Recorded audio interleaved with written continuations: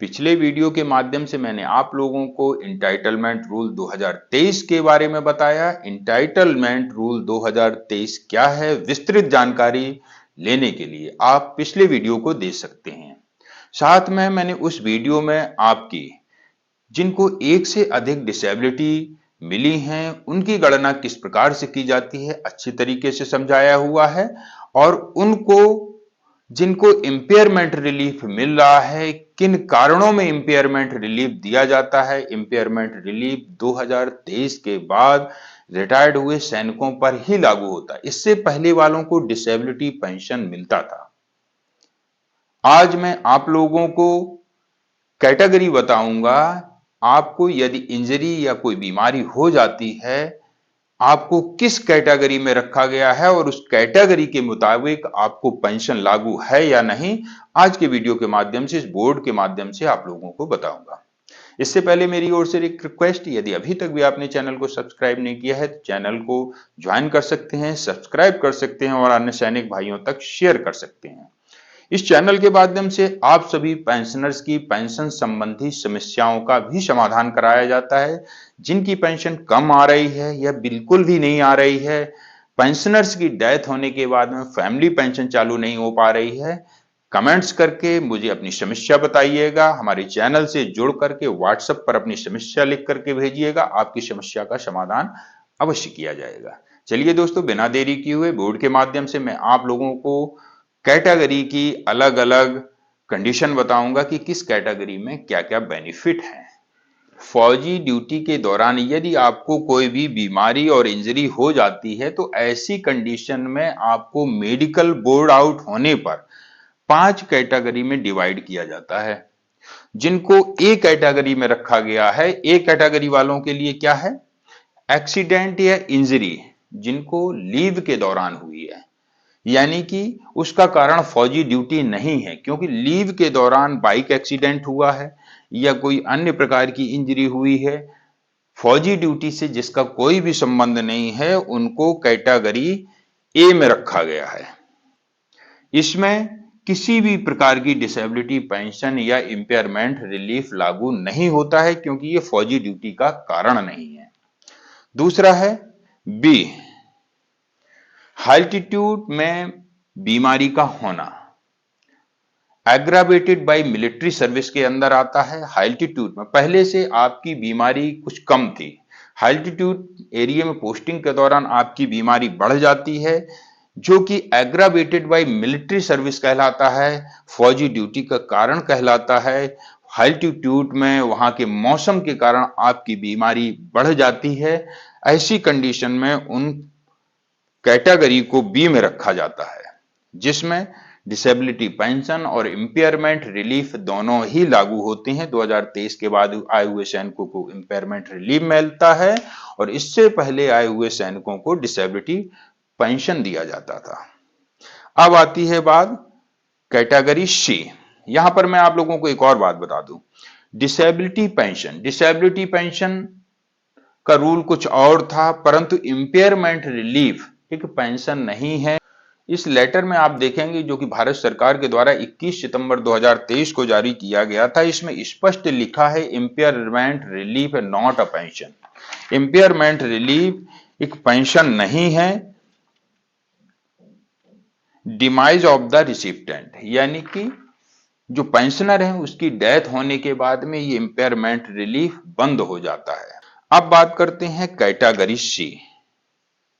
Category C में वो सैनिक आते हैं फौजी ड्यूटी के दौरान कॉन्वाई में या एक जगह से दूसरी जगह फौजी गाड़ी में जाते समय एक्सीडेंट हो जाता है, फौजी ड्यूटी का कारण बनता है, जिसे बोलते हैं एट्रीब्यूटेबल टू मिलिट्री सर्विस, उनको कैटेगरी सी में रखा जाता है। मान लीजिए सिपाही रविंदर दिल्ली से लेह के लिए फौजी कॉन्वॉय से जा रहा था और ऐसी कंडीशन में बीच में उसका कहीं एक्सीडेंट हो जाता है तो उसको कैटेगरी सी में रखा जाता है, क्योंकि इसका कारण एट्रीब्यूटेबल टू मिलिट्री सर्विस है, यानी कि फौजी ड्यूटी है, उनको इसका बेनिफिट अवश्य मिलेगा। चौथा है डी, फील्ड पोस्टिंग या ऑपरेशन के दौरान। इसमें दो कारण होते हैं, फील्ड एरिया में या ऑपरेशन में दुश्मन के खिलाफ कार्रवाई में यदि इंजरी या बीमारी होती है, या फिर दुश्मन के खिलाफ एक्शन नहीं होता है, उससे पहले ही कोई इंजरी होती है। जैसे कि फील्ड पोस्टिंग में आप कॉर्डन एंड सर्च में बैठे हुए हैं, यदि आपको कोई सांप बाइट कर जाता है, ऐसी कंडीशन में आपको कैटेगरी डी में रखा जाता है। ये इसका कारण ये नहीं है कि दुश्मन के खिलाफ एक्शन में आप इंजर्ड हुए हैं, ये दुश्मन के खिलाफ एक्शन में तो आप बैठे थे, परंतु वहां पर सांप के काटने से आपकी इंजरी हुई है। ऐसी कंडीशन में यदि आपकी डेथ भी हो जाती है, तो जो फैमिली पेंशनर हैं, लिबरलाइज्ड इंपेयरमेंट रिलीफ दिया जाता है। Liberalised family pension,